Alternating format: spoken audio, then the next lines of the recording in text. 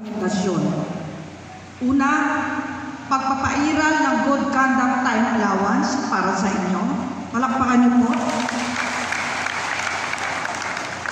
Ang pagpapalaya sa tapos na ang sentensya, pag-aaral ng karpeta, at mga measures ng Kongreso para paunlarin ang ating penal system. 6 na taon po akong nagsulog ng kilay para matapos ang aking pagiging doktorado. Nang pumasok po ang Marcos administration at inupo ang mahal ng Secretary of Justice Boying Remulla, iyan na nga, dumating na ang pag-aplos ni Jesucristo sa puso ng lahat upang palayain ang dapat nang lumaya.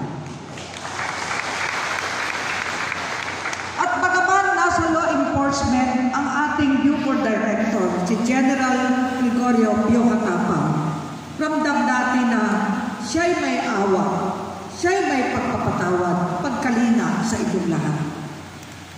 Tinutupad niya buwan-buwan ang gusto ni Secretary Remulla, magpalaya kayo ng dapat lumaya. Ginagawa po natin ito.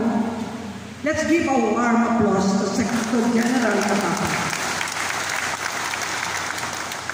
Sa bawat paggaya ko patungo dito at aking panalangin sa Diyos habang ako'y nagdarasal, iniisip ko na talaga palang pag dinalangin natin sa Diyos, magaganap at matutupad.